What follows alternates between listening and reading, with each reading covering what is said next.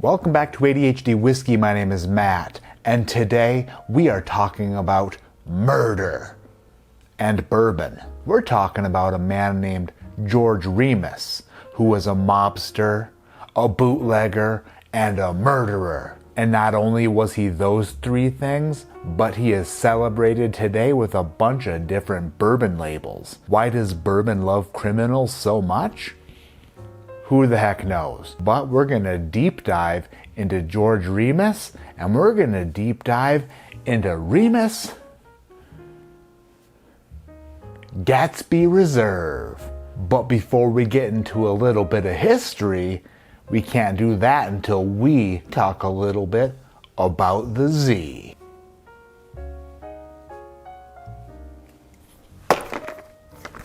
Z-Biotics. This video was brought to us by our great friends over at Z-Biotics. Z-Biotics is the very first pre-alcohol probiotic drink that will stop you from feeling like poo the day after drinking. Anybody who knows anything about anything knows that a toxic byproduct is produced when you drink alcohol, and then your liver produces an enzyme that fights that byproduct of alcohol. But if you take a Z-Biotics before drinking alcohol, that enzyme starts being produced in the tum-tum. If you don't want to feel terrible the day after drinking, just take one little Z-Biotics, put it down the hatch, drink it, and then drink responsibly, get a good night's sleep, stay hydrated of course, and guess what, the next day? Glorious, wonderful, amazing. My wife is going to single-handedly keep Z-Biotics in business just in case she ever decides to have a drink. She's like, let's just make sure we have that. From now on, we're going to have Z-Biotics. And I'm like, babe, at least go to zbiotics.com/ADHD and use code ADHD at checkout so you save 15% off your first order. And then she's like, can't I just scan the QR code on the screen? And I'm like, yeah, babe, that'll get you there too. I know a lot of WhiskeyTube channels are sponsored by Z-Biotics, and that's because it works. It actually works. But if it doesn't work for you for some odd reason, if you're like, I don't know, built different, then guess what? Z-Biotics has a 100% money back guarantee. If that sounds good to you, then you can scan the QR code on the screen or click the link in the description below. Go to zbiotics.com/ADHD, use code ADHD at checkout, and you'll save 15% off your first box. Thank you, Z-Biotics, for sponsoring this video. Thank you for working with the channel once again, and thank you to all the viewers who support the people who support the channel. And while we talk about George Remus, we're gonna taste the 2022 special release, Remus Gatsby Reserve, which is a cask strength 97.8 proof offering from Ross & Squibbles, or as we like to call them around here, MGP. George Remus was born 106 years before this guy in 1878 auf Deutschland in Germany. Deutschland?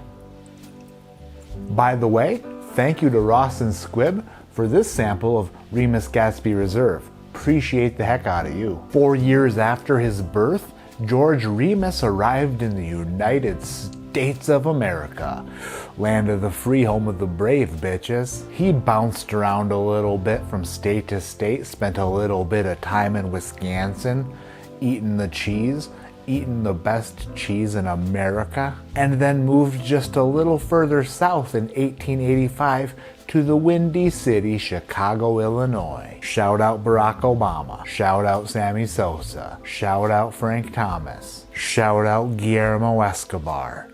He was a manager of mine at an electronics store when I worked in Chicago, Illinois. George Remus, his dad was unable to work for some sort of reason, who the heck knows why, but he was unable to work. But his uncle had a pharmacy, and at 14 years of age, George Remus got a job at that pharmacy. And he wasn't just slanging Xanax for friggin' lunch money, no. He was supporting his entire family at the age of 14, which is what some youngsters today would consider to be basically the death sentence, because kids today suck and they don't want to do anything except for play video games and go on incognito mode, if you know what I mean.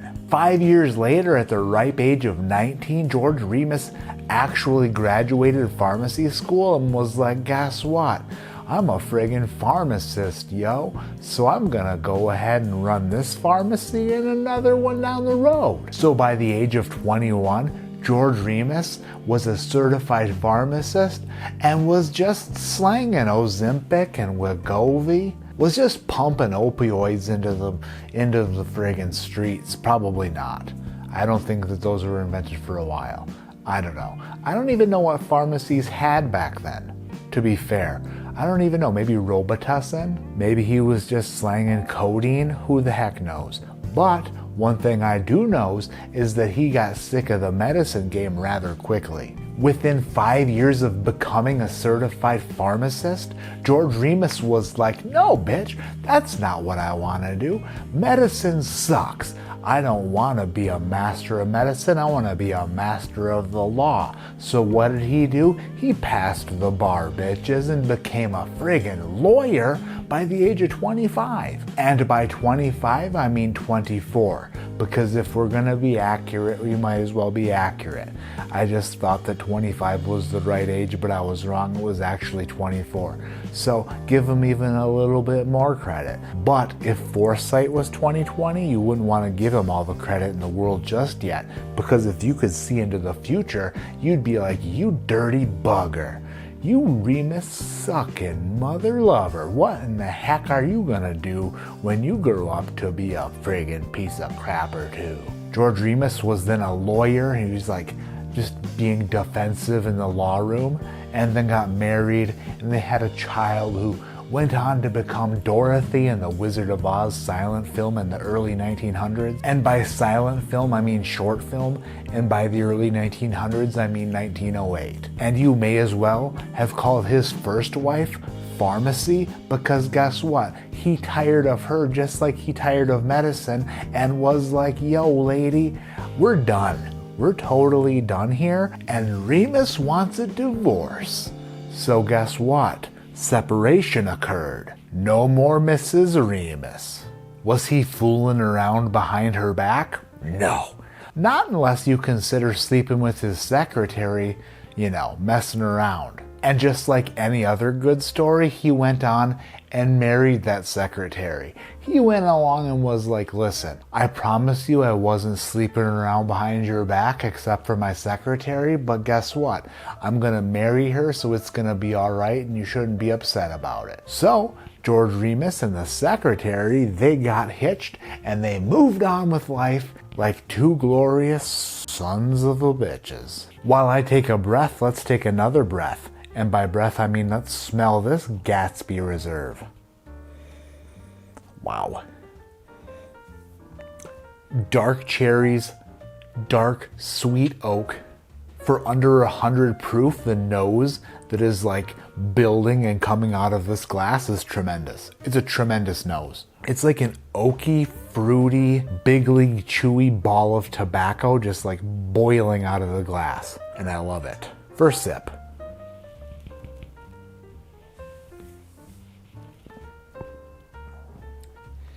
Wow, that's good. It's a little bit thin. It's a little bit underpowered at 97.8 proof, but the underpoweredness of it isn't exactly a deal breaker.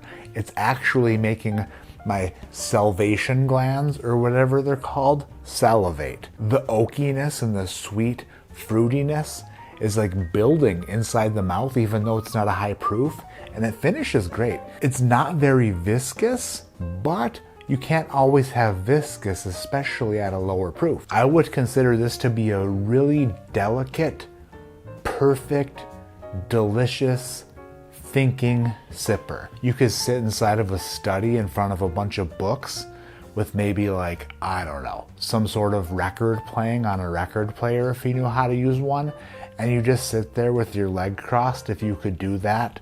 Unfortunately, I can't, but if you could, I would recommend doing that while drinking this and just contemplating stuff that you don't even have any answers to. Like, what does my wife want for dinner? Or how many stars are in the sky? And you just sit there and you contemplate life, sip this bourbon, and just enjoy an evening. Enjoy an evening either by yourself or with a little bit of company. This Gatsby Reserve is phenomenal. I really, really, really enjoy it. But let's talk about something that Remus didn't enjoy, and that was Prohibition, which happened in 1920. The Volstead Act came in and was like, listen, bitches, you ain't allowed to do no alcohol. You can't be selling alcohol around here no more, said the Volstead Act. And Remus was like, well, that is a pain in my bitch. But Remus was really smart, and he saw the opportunities, and he saw like holes in the law, loopholes. I think I'm gonna wiggle my way through the system. I'm gonna buy distilleries and bootleg liquor. I'm gonna make a whole bunch of money. And he did. George Remus became a rich man. You would think that a lawyer would be rich back in the day, but guess what? He made way more bank friggin' slangin' liquor. And not only was his liquor slangin' good, but his liquor was actually good. George Remus's liquor that he bootlegged was like quality bourbon, quality whiskey. It wasn't the stuff that would get people sick. It was the stuff people would sip and be like, that's sick. But just like any good story, George Remus's bootlegging run had to come to an end. He got in big trouble. Mister, and he got sent to prison. The Volstead Act was like, you can't act in the way you're acting, Mr. Remus. And Mr. Remus was like, son of three bitches, what did I do? And they were like, you did a lot. And he was like, I don't believe I did.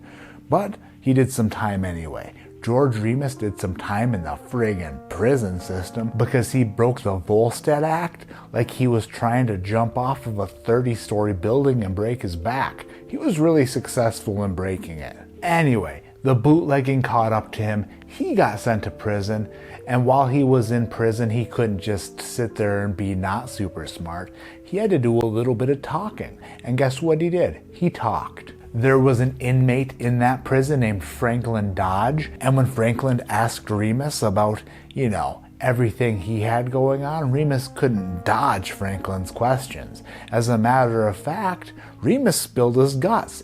He told Dodge everything about how his wife had all of his money and was like controlling everything from the outside. But what Remus didn't know was that Franklin Dodge wasn't just any old inmate. No.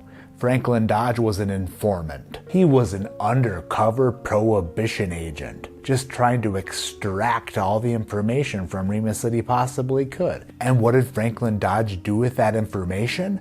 Well, he went directly to the government and told them everything. On opposite day, because that's not what he did. Instead, let me think about this for a second. This guy's in prison. His wife is not in prison, and she's got all the money, and I'm extra charming, so guess what? What's up, Mrs. Remus? How are you doing? And Mrs. Remus was like, I'm doing pretty well, and I would like to sleep with you and have lots of sex.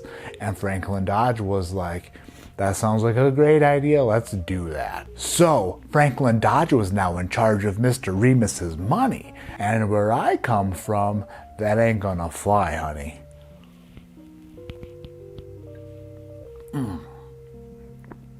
Wow. Brown sugar, oak, cinnamon, glorious. This is so damn good. So damn good, this Gatsby Reserve. So much stuff happened. George Remus eventually got released from that Atlanta prison. His wife, Imogene Holmes, along with Franklin Dodge, decided to hire a hitman to kill Mr. George Remus. But the hitman was a gigantic, what some people would consider to be pansy, because he was like, you know what, actually I don't want to kill him because he scares me. So instead of like putting an end to his life, I'm going to go ahead and tell him that his life is spared because I would not do what I needed to do on a request from his wife, right? So the hitman did not hit. Instead, the hitman told Remus what was going on, and George was furious. George was like, what in the heck is going on here? My wife is sleeping with the guy I met in prison. They're trying to kill me. They're controlling all my money. They're selling my distilleries.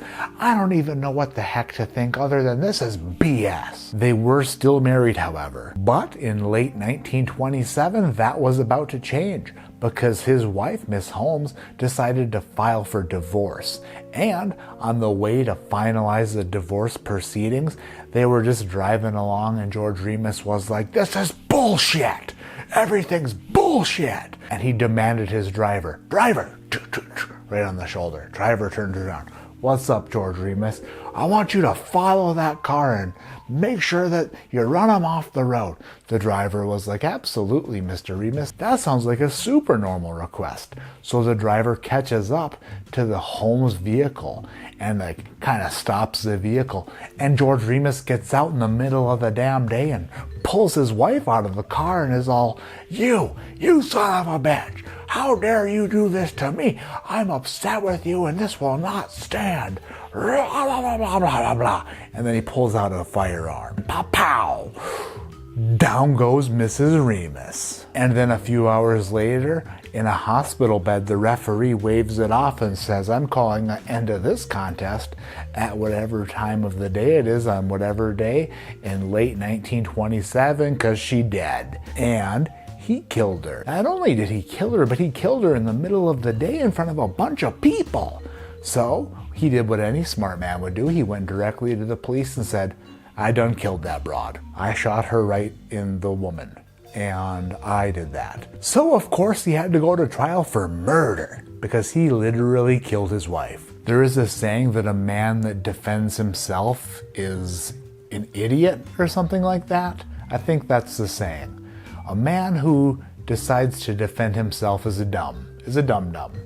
Anyway, he decided to defend himself, and he went up against friggin' President Taft's son, who was prosecuting him, and George Remus was like, hey, dude, I was temporarily insane. My wife did me wrong, brother. My wife was a cheating hoe, and she did things that you don't even want to know. She tried to kill me. She stole all my money, and it drove me nuts. I definitely wouldn't have murdered her if she wouldn't have been such a biatch. But guess what?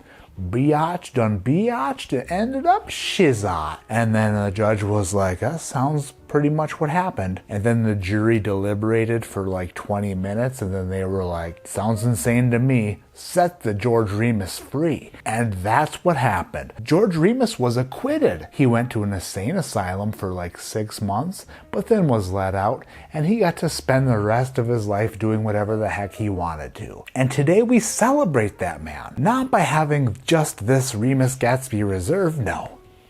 But Remus Repeal Reserve? And good old George Remus Bourbon. We're celebrating a murderer. We're celebrating a killer. We're celebrating a cold-blooded wife slayer. And I'm not sure how to feel about it, but I do enjoy this whiskey a lot. And today on 1 Ounce Wednesday, I give Remus Gatsby Reserve an enormously wonderful score of 8.8.